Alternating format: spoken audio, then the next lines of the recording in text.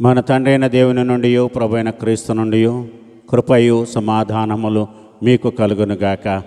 ఆమేన్. దయచేసి కూర్చోండి. ప్రభునందు ప్రియ దేవుని సంగమా, ప్రభు అయిన యేసుక్రీస్తు నామమున మీకందరికీ ఉదయకాల శుభాలు. మరొకసారి నూతన సంవత్సర శుభాలను తెలియజేస్తున్నాను. ఇది క్రిస్మస్ తర్వాతి రెండవ ఆదివారము. ఈ క్రిస్మస్ తర్వాతి రెండవ ఆదివారం కొరకు చదవబడినటువంటి పరిశుద్ధ లేఖన భాగాలు పాత నిబంధన వాక్యముగా ప్రవక్త అయిన యెషయా రాసిన గ్రంథము 42వ అధ్యాయము మొదటి 9 వచనాలు మన ఇక్కడ గమనిస్తున్నాం. ఇందులో చదవబడినటువంటి లేఖన భాగంలో మనం గమనించి చూసినట్లయితే ఇక్కడ మరి దేవుడు ఏర్పాటు చేసుకున్నటువంటి ఒక ప్రత్యేకమైనటువంటి సేవకుడిని గురించి క్రీస్తు పూర్వము 700 సంవత్సరాల క్రితం ప్రవక్త అయినటువంటి యెషయా ద్వారా చెప్పబడినటువంటి వాక్య భాగాన్ని మనం ఇక్కడ గమనించి చూస్తే ఈ లేఖన భాగంలో మనము ఎవరిని జ్ఞాపకము చేసుకుంటామో ప్రభునందు ప్రియులారా మనమందరము కూడా ఆలోచించాలి. సువార్త వాక్యమైతే మనకు బాప్తిస్మిచ్చు యోహానును గురించి చెప్పబడింది. బాప్తిస్మిచ్చు యోహాను. అదేవిధంగా ఈ యొక్క చదువుకున్నటువంటి ఈ యొక్క లేఖన భాగమైనటువంటి యెషయా గ్రంథము 42వ అధ్యాయం కూడా ఈ యొక్క మొదటి 9 వచనాల్లో దేవుడు ఎవరిని ముందుగా అయితే పంపుతున్నాడో వారిని గురించి ఆయన సిద్ధపరిచి మరి లోకానికి పంపబోయేటువంటి వ్యక్తి ఈయన అని తెలియజేయడానికి బాప్తిస్మిచ్చు యోహాన్ని పంపించాడు. అది తెలియజేసినటువంటి వాడు బాప్తిస్మిచ్చు యోహాను. ఎవరిని గురించి అంటే ప్రభు అయిన యేసుక్రీస్తును గురించి. అది ఈనాటి మన యొక్క పాత నిబంధన వాక్యములో మనము గమనించగలుగుతూ ఉన్నాము. మరి ద్వితీయోపదేశ కాండములో మనము చూస్తే ద్వితీయోపదేశ కాండము 11వ అధ్యాయము 13వ వచనము నుండి 15వ వచనం వరకు రాయబడినటువంటి లేఖన భాగము. కాబట్టి నీ పూర్ణ హృదయముతోనూ నీ పూర్ణ ఆత్మతోనూ నీ దేవుడైన యెహోవాను ప్రేమించి ఆయనను సేవింపవలెనని నేను నేడు మీకు ఇచ్చుచున్న ఆజ్ఞలను మీరు జాగ్రత్తగా విననెడల మీ దేశమునకు వర్షము అనగా తొలకరి వానను కడవరి వానను దాని కాలమున కురిపించదను. అందువలన నీవు నీ ధాన్యమును నీ ద్రాక్షారసమును నీ నూనెను కూర్చుకొందువు. మరియు నీవు తిని తృప్తి పొందినట్లు నీ పశువుల కొరకు నీ చేలయందు గడ్డి మొలిపించెదను. ఈ యొక్క ఆశీర్వాదాలు మనం గమనించి చూసినప్పుడు ఈ ద్వితీయోపదేశ కాండము 11వ అధ్యాయము 13 నుంచి 15 వచనంలో మీ పూర్ణ హృదయముతోనూ మీ పూర్ణ ఆత్మతోనూ మీ దేవుడైన యెహోవాను ప్రేమించి ఆయనను సేవించాలి. ఎందుకంటే కాలము సంపూర్ణమైనప్పుడు దేవుడు తన కుమారుడిని ఈ లోకానికి పంపించాడు అని మరి పౌలు భక్తుడు చెప్పినట్టు తన పత్రికల్లో చెప్పినటువంటి యొక్క వాక్యాన్ని బట్టి ఈ రోజున ప్రభు అయిన యేసుక్రీస్తు మరి జన్మించి 2వ వారంలోనికి మనము ప్రవేశించాము. ఈ యొక్క 2వ ఆదివారము కొరకు చదవబడిన లేఖన భాగంలో ఏమంటున్నాడంటే, ఇదిగో నేను ఆదుకొను నా సేవకుడు, నేను ఏర్పరచుకునినవాడు, నా ప్రాణమునకు ప్రియుడు, అతని యందు నా ఆత్మను ఉంచి ఉన్నాను అని అంటున్నాడు. ఇక్కడ దేవుడు తన కుమారుడైనటువంటి క్రీస్తుని గురించి మరి ఆయన చెప్తున్నటువంటి ఇంట్రడక్షన్ తెలియచేస్తున్నాడు, పరిచయం చేస్తున్నాడు. ఏమి పరిచయం చేస్తున్నాడు? నేను ఆదుకొను నా సేవకుడు, నేను ఏర్పరచుకునినవాడు, నా ప్రాణమునకు ప్రియుడు అంటున్నాడు. తన కుమారుని గురించి దేవుడైన యెహోవా ప్రవక్త అయినటువంటి యెషయా ద్వారా పలికించినటువంటి ఈ యొక్క ప్రవచన వాక్యాలను మనం ఇక్కడ గమనిస్తున్నాం. నేను ఏర్పరచుకునిన వాడు ఈయన నా ప్రాణమునకు ప్రియుడు అని ప్రభునందు ప్రియులారా చెప్పబడినటువంటి వాక్యం. ఇదే చూడండి, యెషయా గ్రంథము 49వ అధ్యాయము 7వ వచనాన్ని చదువుకుందాం.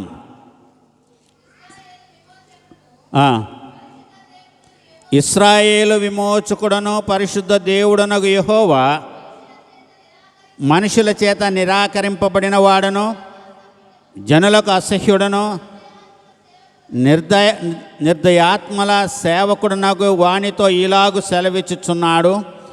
యెహోవా నమ్మకమైన వాడనియు ఇశ్రాయేలు పరిశుద్ధ దేవుడు నిన్ను ఏర్పరచుకుననియు రాజులు గ్రహించి లేచెదరు, అధికారులు నీకు నమస్కారము చేసెదరు. ఇక్కడ ఇశ్రాయేలు విమోచకుడును పరిశుద్ధ దేవుడైనటువంటి యెహోవా ఆయన ఏ విధంగా ఉన్నాడంటే మనుషుల చేత నిరాకరింపబడినటువంటి వాడుగా, జనులకు అసహ్యుడుగా, నిర్దయాత్మలకు సేవకుడునకు వానితో ఇలాగూ సెలవిచ్చుచున్నాడు. సో దేవుడైనటువంటి యెహోవా సెలవిస్తున్నటువంటి ఈ యొక్క మాటలను బట్టి ఈ క్రిస్మస్ తర్వాతి ఈ యొక్క 2వ ఆదివారంలో ఉన్నటువంటి మనము మరొకసారి బాప్తిస్మమిచ్చు యోహానును జ్ఞాపకము చేసుకోవడము మనకు చాలా అవసరమై ఉన్నది. ఆ మత్తయి సువార్త ఈ 3వ అధ్యాయంలో మనం ఇక్కడ గమనిస్తున్నాం ఏ విధంగా దేవుడు బాప్తిస్మమిచ్చి యోహానుని ఈ లోకానికి క్రీస్తు కంటే ముందుగా పంపించాడో. ఈయన ఆహారాన్ని గురించి, ఈయనకు వస్త్రధారణను గురించి మరి యొక్క మత్తయి సువార్త 3వ అధ్యాయంలో వ్రాయబడి ఉన్నది. ఈయన ఆహారం యొక్క వస్త్రధారణను గురించి మాట్లాడుకున్నప్పుడు 1947వ సంవత్సరమున పురాశాస్త్రవేత్తలు తనిఖీలు చేస్తూ ఉండగా త్రవ్వకాల్లో బయలుపడినటువంటి సత్యం ఏంటంటే కుమ్రాన్ అనేటువంటి గుహలు ఉండేవి. ఆ కుమ్రాన్ అనేటువంటి గుహలో కుమ్రాన్ అనే వ్యక్తి యొక్క సంతతి వారు నివసించేవారు. ఈ కుమ్రాన్ సంతతి వారు వేసుకున్నటువంటి వస్త్రధారణ, వారి యొక్క ఆహారపు అలవాట్లు, వాటినే మరి బాప్తిస్మిచ్చి యోహాను అవలంబించాడు. ఈయన ఆ కుమ్రాన్ గుహల్లోనే జీవించేవాడు అని 1947 సంవత్సరం త్రవ్వకాల్లో భయపడినటువంటి సత్యం. పరిశుద్ధ లేఖనాల గురించి చాలా లేఖనాలు ఎక్కడ దొరికినాయి అంటే కుమ్రాన్ అనేటువంటి ప్రాంతంలో ఆ యొక్క గుహల్లో బైబిల్కి సంబంధించినటువంటి ప్రతులు బయటపడ్డాయి. కుమ్రాన్ స్కారల్స్ అంటారు, గ్రంథపు చుట్టాలు. అంటే బైబిల్ సత్యము, బైబిల్లో జరిగినవన్నీ కూడా నిజము అని చేయడానికి కోసము ఆ యొక్క గుహల్లో దొరికినటువంటి చుట్టలు, గ్రంథపు చుట్టలు, వాటిలో మరి అనేక గ్రంథాలు బైబిల్ సంబంధించి యెషయా గ్రంథము ప్రత్యేకంగా మనం ఇక్కడ గమనిస్తాం. అదే యేసు ప్రభువారు మరి సమాజ మందిరములో నిలబడినప్పుడు ఆయనకి చదవడానికి ఇవ్వబడినటువంటి గ్రంథం ఏంటి? యెషయా గ్రంథము. మన 1వ తారీఖున మనం దాన్ని జ్ఞాపకం చేసుకున్నాము. లూకా సువార్త 4వ అధ్యాయము 14వ వచనం నుంచి 21వ వచనంలో మనం జ్ఞాపకం చేసుకున్నాం. యెషయా గ్రంథం ఆయన చేతికి ఇవ్వబడింది. ఇవన్నీ కూడా ఎక్కడ దొరికాయంటే కుమ్రాన్ అనేటువంటి ప్రాంతంలో ఉన్నటువంటి గుహాల్లో దాచబడినటువంటి గ్రంథాలు, బైబిల్ యొక్క సత్యాలు ప్రభునందు ప్రియులారా. కాబట్టి బహుశా బాప్తిస్మిచ్చి యోహాను ఆయన నాజీరుగా ఉంటూ ఆయన తింటున్నటువంటి అడవి తేనె, మిడతలు, ఒంటి చర్మమును చుట్టుకొని ఒక విచిత్రమైనటువంటి వేషధారణలో కనపడినటువంటి వ్యక్తిగా మనము బాప్తిస్మమిచ్చు యోహాన్ని జ్ఞాపకం చేసుకుంటున్నాం ప్రభునందు ప్రియులారా. వాళ్ళు ఆ రోజుల్లో, ఈ రోజున మనం ఆర్గానిక్ ఫుడ్ అని ఈరోజు చూస్తున్నాం. ఆ రోజుల్లోనే స్వచ్ఛమైనటువంటి ఆర్గానిక్ ఫుడ్ వాళ్ళు తినేవారంట. వాటిలో ఈ మిడతలు, రెండవది తేనె పట్టు. ఈ రోజున మనము తేనె అనే పేరే కానీ అది స్వచ్ఛమైన నిజమైనటువంటి తేనె కాదు. కానీ వాళ్ళు చెట్ల నుంచి వచ్చింది, అడవుల్లో ఉండేటువంటి వాళ్ళు అప్పటికప్పుడు తీసుకొని వాళ్ళు దాన్ని తినేటువంటి వాళ్ళు. అంత పోషక పౌష్టిక ఆహారాన్ని ఆ రోజున తినేటువంటి వాళ్ళు ప్రభునందు ప్రియులారా. కాబట్టి అదే దేవుడు బాప్తిస్మిచ్చి యోహానికి నిర్ణయించినటువంటి ఆహార పద్ధతులు, ఆయన వస్త్రధారణ అంతా కూడా మనం అక్కడ గమనిస్తున్నాం. ఈ బాప్తిస్మం ఇచ్చి యోహాను వచ్చి లోకములో ప్రచురపరిచినటువంటి వాక్యాన్ని మనం గమనించి చూస్తే ఆయన నోరు తెరిచి మొట్టమొదట చెప్పిన మాట ఏంటంటే, పరలోక రాజ్యము సమీపించి ఉన్నది, మారు మనస్సు పొందుడని యూదయ అరణ్యములో ప్రకటించుచుండెను. అరణ్యములో ఉన్నాడు ఈయన. యూదా ప్రాంతానికి సంబంధించినటువంటి అరణ్యములో ఉండి, ఆ గుహల్లో ఉంటూ, ఆ అడవుల్లో ఉంటూ ఆయన దగ్గరికి చాలామంది వెళ్ళేవారు. కాబట్టి అక్కడే ఉండి ఆయన వారికి ప్రకటించింది ఏంటంటే, పరలోక రాజ్యము సమీపించి ఉంది, మారు మనసు పొందుడని చెప్పాడు. అదే 8వ వచనంలో చూస్తే, మీరు మారు మనస్సుకు తగిన ఫలము ఫలించుడి అనే హెచ్చరిక బాప్తిస్మిచ్చి యోహాను ఇచ్చినట్లుగా ఈ మత్తయి సువార్త 3వ అధ్యాయము 8వ వచనములో మనము చూస్తాం. మీరు మారు మనస్సుకు తగిన ఫలాన్ని మీరు ఫలించండి. ఏంటి మారు మనస్సుకు తగినటువంటి ఫలము ఏంటి అని ప్రభునందు ప్రియులారా మనము గమనించి చూస్తే, మత్తయి సువార్త 21వ అధ్యాయము 29వ వచనములో ఒక తండ్రి పెద్ద కుమారుని పిలిచి, ఈరోజు నువ్వు పొలంలో వెళ్ళి పని చేయమని చెప్పితే ఆయన నేను వెళ్ళను అని చెప్పాడు. పెద్ద కుమారుడు నేను వెళ్ళను అని చెప్పాడు. చిన్న కుమారుడు నేను వెళతాను అని అన్నాడు. వెళతానని చెప్పిన చిన్న కుమారుడు వెళ్ళలేదు. వెళ్ళను అని చెప్పిన పెద్ద కుమారుడు ఎట్లాగెళ్ళాడు? మనస్సు మార్చుకొని. అదే ఫలము. మారు మనస్సుకు తగిన ఫలము ఫలించడం అంటే, అవిధేయత చూపిన వాడు ఆలోచించి, నేను తండ్రి మాటకు లోబడటలేదు, ఇది తప్పు, కాబట్టి నా తండ్రి చెప్పిన పని నేను చేయాలని తన మనస్సు మార్చుకొని తండ్రి అప్పచెప్పినటువంటి పనికి వెళ్ళాడు. అదే లూకా సువార్త 15వ అధ్యాయం 11 నుంచి మిగతా వచనాల్లో తప్పిపోయిన కుమారుని గురించి మనం మాట్లాడుకున్నప్పుడు అక్కడ ఏమి రాయబడి ఉంటుంది? మొదటైతే తండ్రి మాట ధిక్కరించి వెళ్ళిపోయినటువంటి వాడు ఒక సమయం వచ్చింది, అప్పుడు అక్కడ రాయబడిన మాట ఏంటంటే, వానికి బుద్ధి వచ్చినప్పుడు అనే ఉంటుంది. వానికి బుద్ధి వచ్చినప్పుడు అనుకున్నాడు, నా తండ్రి ఇంట అనేక మంది పని వాళ్లకు సమృద్ధికరమైన ఆహారం ఉంది, నేను ఇక్కడేమో ఆకలితో చచ్చిపోతున్నాను, కాబట్టి నేను నా తండ్రి దగ్గరికి తిరిగి వెళ్ళాలి. ప్రభునందు ప్రియులారా గమనించండి. సో మారు మనస్సుకు తగిన ఫలమును ఫలించాలి. ఎందుకని అంటే పరలోక రాజ్యము సమీపించింది. పరలోక రాజ్యం సమీపించడం ఏంటి?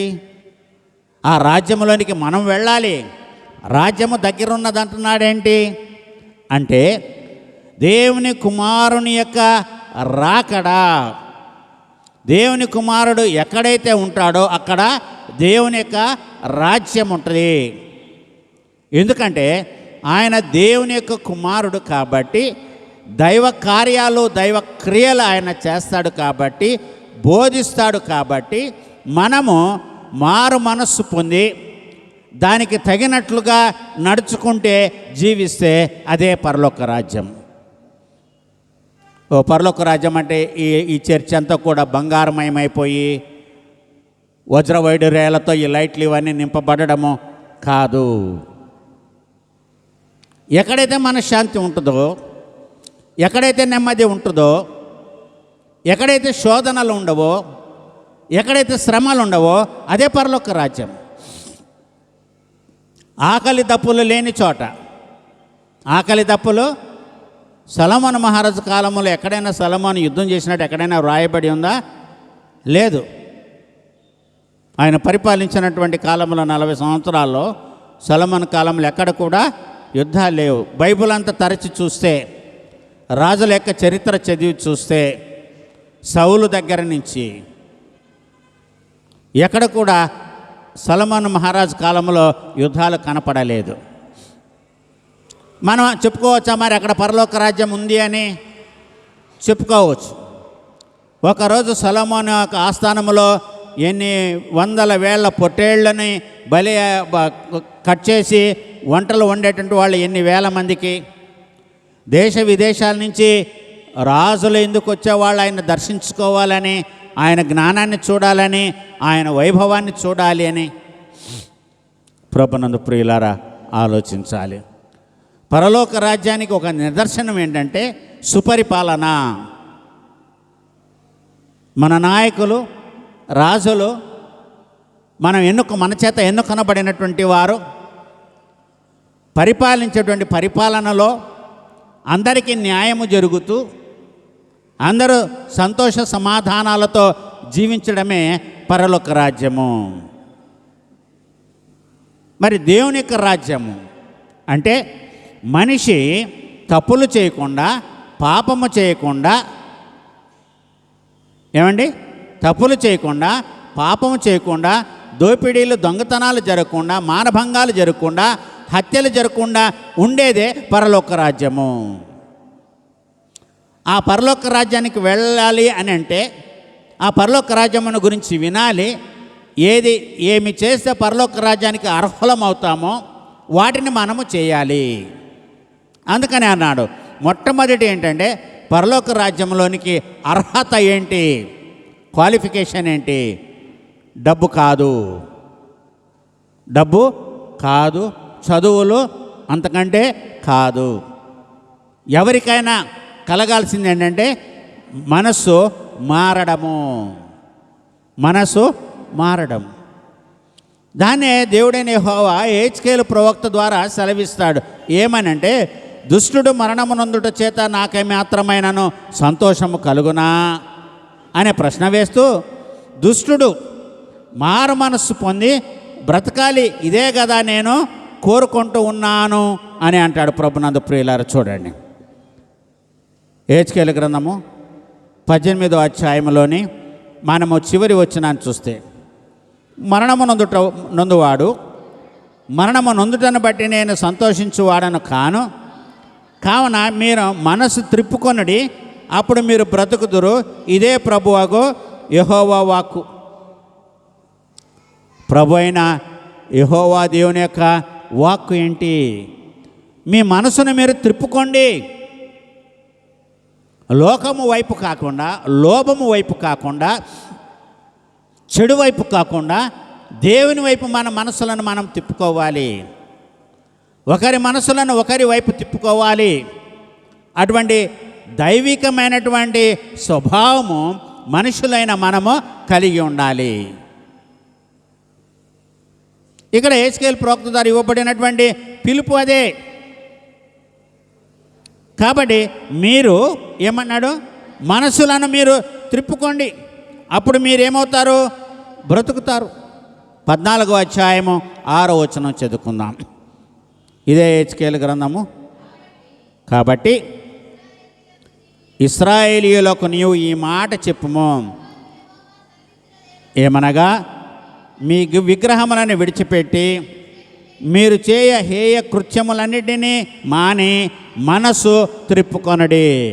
సో హేయమైనటువంటి కార్యాలు మాని మన మనస్సుని మనము దేవుని వైపు తిప్పుకోవాలి అనేటువంటి ఒక పిలుపుని ప్రభునందు ప్రియులారా మనం ఇక్కడ గమనిస్తున్నాం. కాబట్టి మనసును త్రిప్పుకోవాలి. హోషేయ గ్రంథము 14వ అధ్యాయము 1వ వచనాన్ని చదువుకుందాం. దానియేలు గ్రంథం తర్వాత ఉంటుంది. ఇశ్రాయేలు, నీ పాపము చేత నీవు కూలితివి గనుక నీ దేవుడైన యెహోవా తట్టు తిరుగు, ఆయన వైపు తిరుగు. ఆయన వైపు తిరుగుమంటున్నాడు. ప్రభునందు ప్రియులారా, మన కళ్ళలో లోపం ఉండి కంటి డాక్టర్ దగ్గరికి వెళ్ళినప్పుడు కంటి డాక్టర్ ఏం చెప్తాడు? అదిగో అక్కడ అద్దంలో కనపడుతున్న అక్షరాల వైపు చూసి చదవమంటాడు. అవి నీకు కనబడుతున్నాయా లేదా? అదే కంటి పరీక్ష, అవునా? కొన్ని సందర్భాల్లో డాక్టరు స్టెత్ మన మీద పెట్టినప్పుడు, మన చెస్ట్కి పెట్టినప్పుడు ఏమంటాడంటే, నీ ముఖము అవతలికి తిప్పుకోమని అంటాడు. ఎందుకంటాడు? తన ముఖం మీద మన ముఖం తగలకుండా, మన ఊపిరి ఆయనకు తగలకుండా నీ ముఖాన్ని అవతలికి తిప్పుకో అంటాడు. ఇక్కడేమన్నాడంటే, నీ మనసును దేవుని వైపు తిప్పుకో. ఎటో ఉన్నటువంటి నీ యొక్క మనస్సుని, చంచలమైన నీ యొక్క మనస్సును, చంచలమైన మనస్సును నీవు దేవుని వైపు తిప్పుకో. అదే అన్నారు కదా, శృంగారం అన్న దేవుని ఆలయపు తలుపు ద్వారంలోనికి వెళ్ళేటప్పుడు యోహాను పేతురులు ఏమన్నారంటే, అక్కడ మెట్ల మీద భిక్షమెత్తుకుంటున్న వాడిని చూచి మా వైపు చూడమన్నారు. ఏమన్నారు? మా వైపు చూడమన్నారు. మా తట్టు చూడమన్నారు. మొదట వీళ్ళిద్దరూ ఆ వ్యక్తిని చూశారు, క్షుణ్ణంగా పరీక్షించి చూశారు, చాలా క్లోజ్గా చూశారు, దగ్గరలో ఉండి చూశారు. అప్పుడు అన్నారు, ఇప్పుడు నీవు మా వైపు చూడు. మా తట్టు మా వైపు రెండు ఒకటేనమ్మా, పర్యాయ పదాలే. కొంచెం సాఫ్ట్గా ఉంటుంది, కొంచెం రఫ్గా ఉంటుంది. మా తట్టు అంటే మా వైపు చూడు. చూశాడు, ఆశతో చూశాడు. వీళ్ళేమన్నారు? వెండి బంగారాలు మా దగ్గర లేవు, మా దగ్గర ఉన్నదే ఇస్తాము. ఆ మాట అన్నప్పుడు ఆ వ్యక్తికి నిరాశ జరగవచ్చు, నిరాశ నిస్పృహలోకైనా వెళ్ళొచ్చు. ఎందుకు చూడమన్నారు? అప్పుడు మీరు ఏమైనా ఇస్తారనే కదా నేను మిమ్మల్ని వేడుకునేది, ఇక్కడ కూర్చున్నది.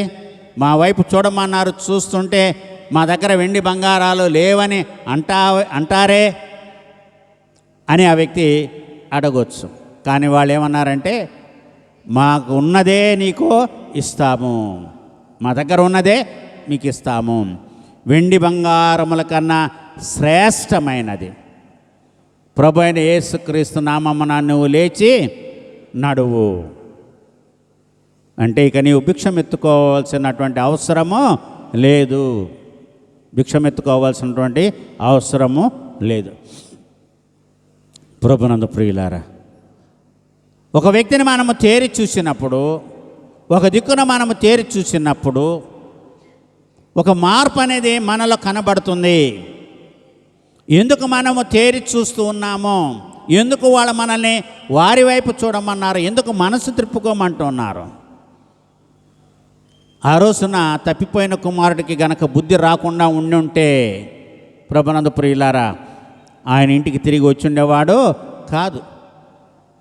ఆయనలో కలిగినటువంటి పశ్చాత్తాపము, ఆ పశ్చాత్తాపం ఎందుకు కలిగిందంటే ఆయన ఉన్నటువంటి దరిద్రపు స్థితి ఆయన్ని ఆలోచించేట్లుగా చేసింది. ఆ ఆలోచన పశ్చాత్తాపపడేట్లుగా చేసింది. ఆ పశ్చాత్తాపం ఆయనకి మారు మనసును కలుగజేసింది.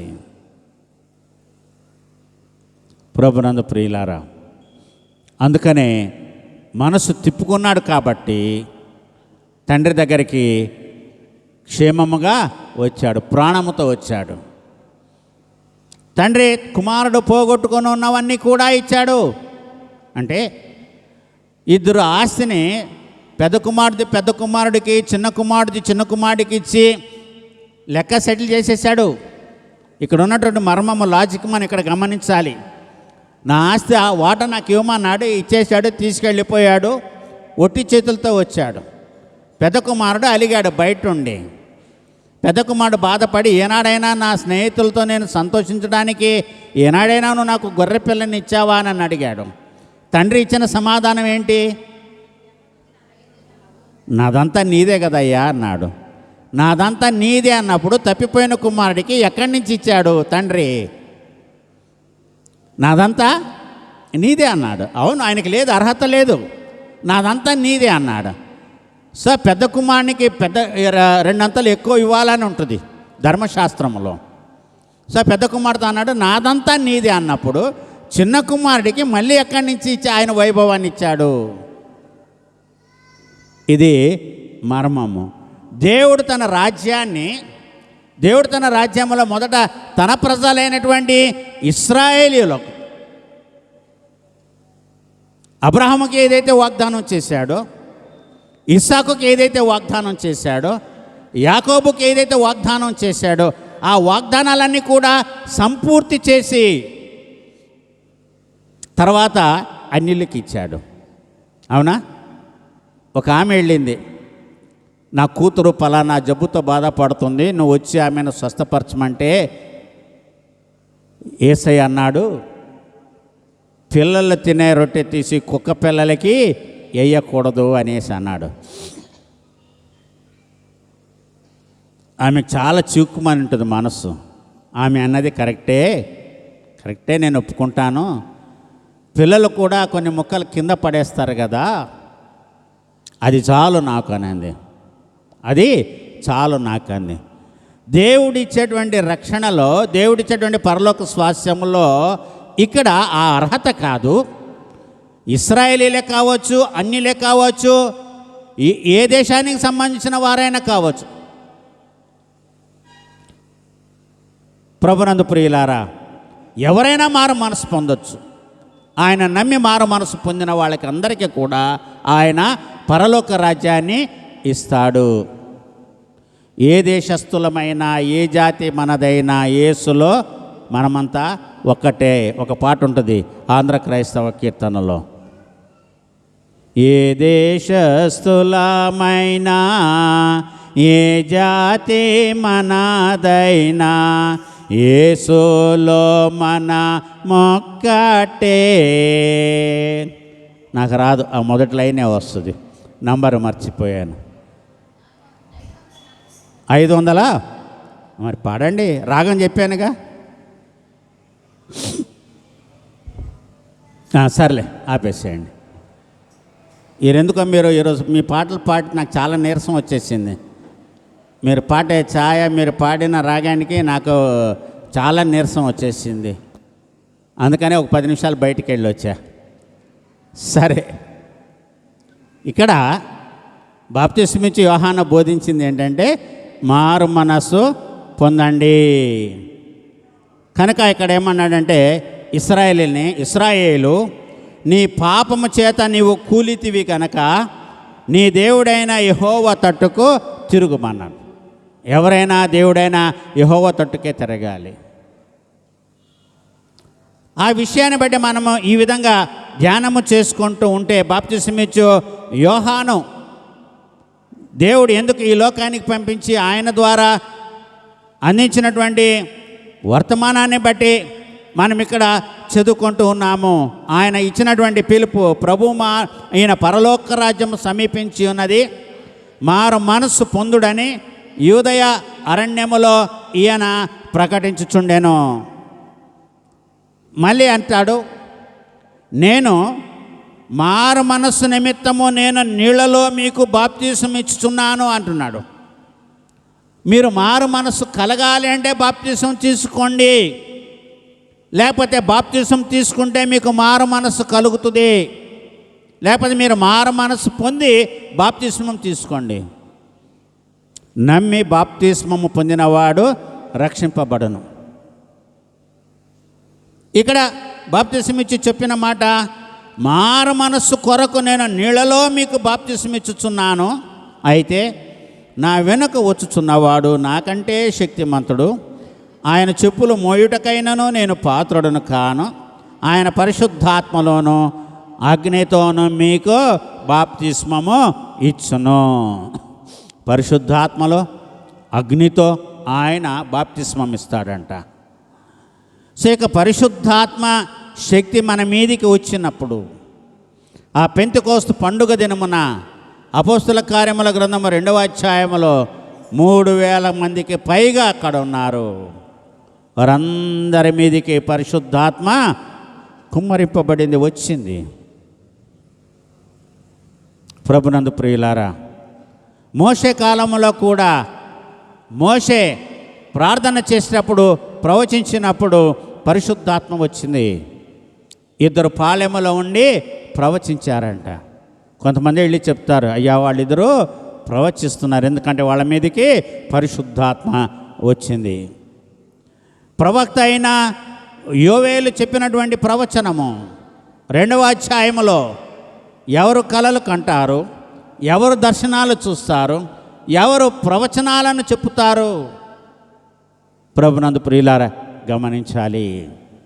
కాబట్టి ఈ యొక్క పరలోక రాజ్యము సమీపించినప్పుడు మరి మనం పొందాల్సినటువంటి మారు మనస్సును బట్టి ఇక్కడ మనమందరము కూడా ఆలోచించవలసినటువంటి వారమై ఉన్నామని ఈనాటి వాక్యము మనలను హెచ్చరిస్తుంది. చూడండి, అపోస్తుల కార్యముల గ్రంథము 13వ అధ్యాయము 24వ వచనాన్ని చదువుకుందాం. 13:24.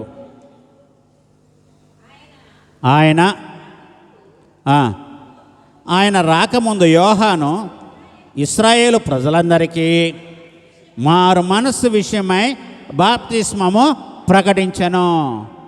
మారు మనస్సు విషయమైనటువంటి బాప్తిస్మాన్ని ప్రకటించాడు ఆయన. ఇక్కడ పౌలు చెప్తున్నాడు, ఇక్కడ ఆయన యోహాను చేసినటువంటి పని, ఆయన రాకముందు, యోహాన్ అంటే ప్రభు అయిన యేసుక్రీస్తు ఇంకా ఈ లోకానికి రాకముందు, ఆయన పుట్టకముందు ఇశ్రాయేలు ప్రజలందరికీ మారు మనస్సు విషయమైనటువంటి బాప్తిస్మాన్ని ఇచ్చాడంట. మారు మనస్సుకి సంబంధించినటువంటి బాప్తిస్మము ఆనాడు వాళ్ళు పొందుకున్నట్లుగా ప్రభునందు ప్రియులారా మనం ఇక్కడ గమనిస్తున్నాము. మారు మనస్సుకు తగినటువంటి బాప్తిస్మం పొందారు. సో బాప్తిస్మం యొక్క విలువను మనం ఇక్కడ గమనించాలి. ప్రభునందు ప్రియులారా, బాప్తిస్మము ఏమి చేస్తుంది? బాప్తిస్మం మనకు ఏమి చేస్తుంది? బాప్తిస్మములో ఉన్నటువంటి శక్తి ఏంటి? మారు మనస్సు పొందండి, అది మిమ్మల్ని బాప్తిసానికి నడిపిస్తుంది. కాబట్టి క్రీస్తును యేసయ్యను నమ్మిన ప్రతి ఒక్కరు కూడా బాప్తిస్మం అనేది తీసుకోవాలి. బాప్తిస్మం అనేది తీసుకోవాలి, విశ్వాసముతో తీసుకోవాలి. అందుకనే కదా ప్రయాణము మధ్యలోనే ఇథియోపియా దేశమైనటువంటి రాణి అయిన కందాకే కింద ఆమె ధనాగారం అంతటి మీద అధికారి అయినటువంటి నపుంసకుడు తన తిరుగు ప్రయాణములో ఆయన యెషయా గ్రంథాన్ని చదువుతూ వెళుతూ ఉంటే ఫిలిప్పు వెళ్ళి ఆత్మ ద్వారా వెళ్ళి ప్రబోధింపబడి వెళ్ళి ఆయన కలుసుకొని మాట్లాడుతున్నాడు. నువ్వు చదువుతున్నది నీకేమైనా అర్థమవుతుందా అని అన్నప్పుడు అక్కడ ఆయన ఏమన్నాడంటే, ఎవడైనాను నాకు త్రోవ చూపుకుంటే నేను ఎలాగ గ్రహింపగలనని చెప్పాను. ఆయన ఏడుకున్నాడు. నపుంసకుడు వచ్చి నాతో పాటు రథమెక్కు కూర్చో, ఇప్పుడు నాకు చెప్పు, ప్రవక్త తనను గురించి చెప్తున్నాడా వేరే వారిని గురించి చెప్తున్నాడా అని అడిగినప్పుడు ఆయన యెషయా గ్రంథం 53వ అధ్యాయం చదువుతున్నాడు. యెషయా గ్రంథము 53వ అధ్యాయం చదువుతున్నాడు. ఫిలిప్పు చెప్పాడు. అప్పుడు అడిగాడు, నేను బాప్తిస్మం తీసుకోవడానికి ఆటంకం ఏముంది? ఇదిగో నీళ్ళు ఉన్నాయి కదా, నాకు బాప్తిస్మము మారు మనస్సుకు తగిన ఫలము. దేవుణ్ణైతే ఆరాధించాడు, ఇంటికైతే వెళుతున్నాడు, ఖాళీగా లేడు, యెషయా గ్రంథాన్ని చదువుతున్నాడంట. చూసారా, యెషయా గ్రంథాన్ని స్వతంత్రించుకున్నాడు ఆయన. అందరి దగ్గర ఆ ప్రతులు ఉండువు, కానీ ఆయన సంపాదించుకున్నాడు. ఆయన అధికారి, కోశాధికారి. రాణి కందాకే రాజ్యం అంతట్లో ఆయన కోశాధికారి. దేవుని యొక్క వాక్యాన్ని చదువుకుంటూ వెళుతున్నాడు. ఎప్పుడైతే మనము దైవ ధ్యానములో ఉంటామో మనకు సహాయము పరలోకము నుంచి వస్తుంది. ఆయన దేవుని వాక్యం చదువుతున్నాడు కాబట్టే ఆయనకి సహాయము పరలోకము నుంచి వచ్చింది. ప్రభు పంపించాడు, వెళ్ళి నువ్వు నపుంసకుడిని కలుసుకో, ఆయన యెరూషలేము నుండి వెళ్తున్నాడు, దేవుని ఆరాధించుకొని ఇంటికి వెళుతున్నాడు. వెళ్ళాడు, అక్కడే మారు మనసు తగిన ప్రతిఫలము ఫలించాడు ప్రభునందు ప్రియులారా. ఎందుకంటే అప్పుడే దేవుని రాజ్యం వచ్చింది, అప్పుడే ఆయన దేవునికి రాజ్యాన్ని చూశారు. ఈ విధంగా బైబిల్లో కొంతమంది వ్యక్తులను మనము ఉదాహరించి చెప్పొచ్చు.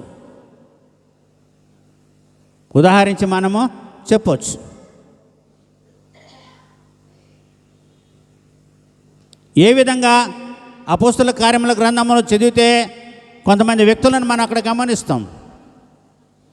తుయతైర పట్టణస్తురాల ఒక పొడి అమ్మేది ఆమె, అవునా? చూర్ణము. ఏ చూర్ణం అది? ఏ రంగు? ఊదా రంగు చూర్ణము అమ్మి డబ్బులు సంపాదించుకునేది ఆమె ఈ అపోస్తలులు చెప్పినటువంటి వాక్యాన్ని విని, నేను గనక మంచిదానని మీకు అనిపిస్తే మీరు నా ఇంటికి రండి అని వేడుకుంది. అపోస్తల కార్యముల గ్రంథంలో ఉంటుంది, అవునా? If you feel that I'm worthy to listen to your words,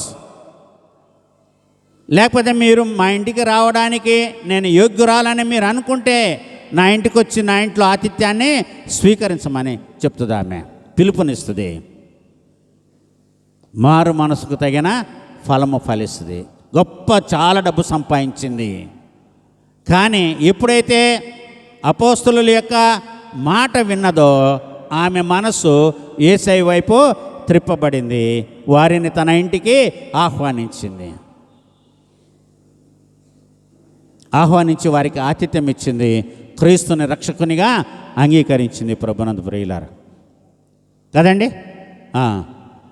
నేను యోగ్యురాలని మీకు అనిపిస్తే మీరు నా ఇంటికి రండి. రాజుల 2వ గ్రంథము 4వ అధ్యాయంలో కూడా ఒక గనురాలైనటువంటి షునేమీయురాలు ఆహ్వానాన్ని పలికింది.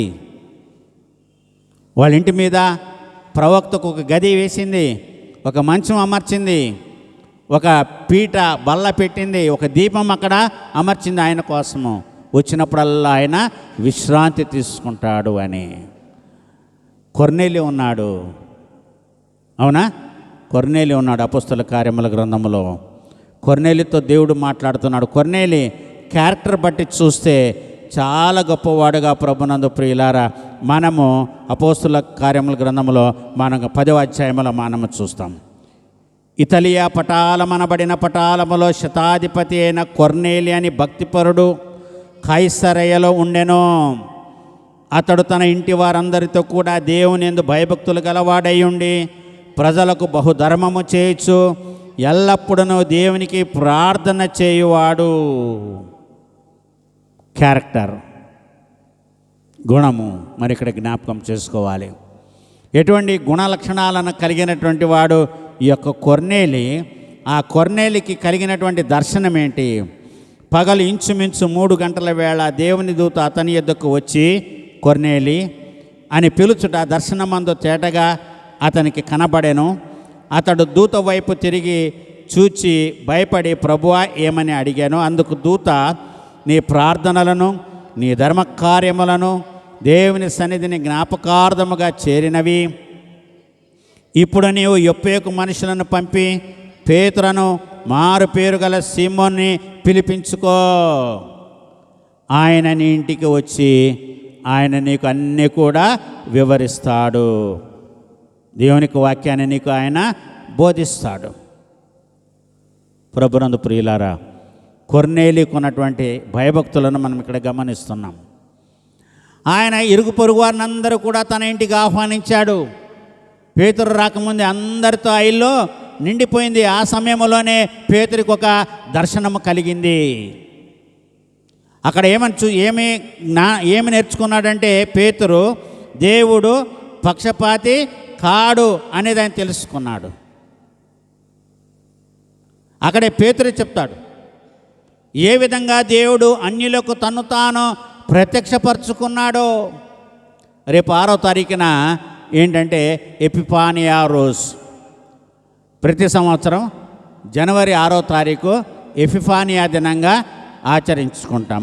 అంటే ఏంటంటే ఎపిఫానియా అంటే దేవుడు అన్యజనులకు తను తాను బయలుపరచుకోవడము. అంటే ఆ రోజున జ్ఞానులు యేసయ్యని దర్శించుకున్నారంట. జ్ఞానులు యేసు ప్రభువారిని ఆ రోజున దర్శించుకున్నారంట. వాళ్ళు అన్యులు, వాళ్ళు అన్యులు, జ్ఞానులు. వాళ్ళు యూదులకు రాసును వెతకడానికి వెళ్ళారు, కానీ లోకరక్షకుడు అని కాదు, మెస్సియా అని కాదు. సో వాళ్ళకి దేవుడు బయలుపరుచుకున్నాడు. కాబట్టి అన్యజనుల యొక్క ప్రత్యక్షత అని ఉంటుంది, ఎపిఫానీ అంటే. అన్యజనులకు దేవుడు బయలుపరచడానే ఎపిఫానియా అని అన్నాడు. కనుక ప్రభునందు ప్రియులారా, ఇక్కడ ఈ కొర్నేలి ఇంట్లో అప్పుడు పేతురు అక్కడున్న వారందరికీ కూడా ఆయన వాక్యాన్ని బోధించి చెప్పినటువంటి మాట మనం గమనించి చూస్తే 42వ వచనం చదువుతాను, గమనించండి. ఇదియుగాక దేవుడు సజీవులకును మృతులకును న్యాయాధిపతిగా నియమించిన వాడు ఈయనే అని ప్రజలకు ప్రకటించి దృఢ సాక్ష్యం ఇయ్యవలనని మాకు ఆజ్ఞాపించను. ఆయన యందు విశ్వాసముంచు వాడెవడో వాడు ఆయన నామమూలముగా పాప క్షమాపణ పొందునని ప్రవక్తలందరూ ఆయనను గూర్చి సాక్ష్యం ఇచ్చుచున్నారు అని చెప్పాడు. పేతురు చెప్పాడు. కొర్నేలి ఇంటి వారికి అందరికీ, అక్కడ చేరినటువంటి సమూహానికి అంతటికీ కూడా ప్రభునందు ప్రియులారా ఆ మాట చెప్పాడు. విశ్వాసము, మారు మనస్సు తగిన ఫలములో మరి ఒకటి మనం గమనించి చూసేది ఏంటంటే విశ్వాసము. మూడవదిగా పౌలు రోమీయులకు రాసిన పత్రిక 3వ అధ్యాయము మనం చదువుకున్నాం. 9వ వచనము నుండి 22వ వచనములో ఇక్కడ ఏమంటున్నాడంటే ఆల్ పీపుల్ ఆర్ గిల్టీ, అందరూ తప్పు చేసినటువంటి వారే అని ఈ రోమీయులకు రాసిన పత్రిక 3వ అధ్యాయంలో పౌలు హెచ్చరిస్తున్నాడు. 9వ వచనము నుండి, అలాగైనా ఏమందుము మేము వారికంటే శ్రేష్ఠులమా? ఎంత మాత్రము కాము. యూదులేమి గ్రీసు దేశస్థులేమి అందరూ పాపమునకు లోనై ఉన్నారని ఇంతకుముందు దోషారోపణ చేసి ఉన్నాము. ఇందుకు మూలముగా వ్రాయబడినది ఏమనగా, నీతిమంతుడు లేడు, ఒక్కడును లేడు, గ్రహించువాడెవడనూ లేడు, దేవుని వెదుకువాడెవడనూ లేడు, అందరూ త్రోవ తప్పి ఏకముగా పనికి మాలిన వారైరి, మేలు చేయువాడు లేడు, ఒక్కడైనను లేడు అంటున్నాడు. అందరూ కూడా తప్పు చేసినటువంటి వాళ్ళే జీవితంలో. అందరూ మార్గమును తప్పి తిరుగుతున్నటువంటి వారే ప్రభునందు ప్రియులారా ఇక్కడ మనం గమనించాలి.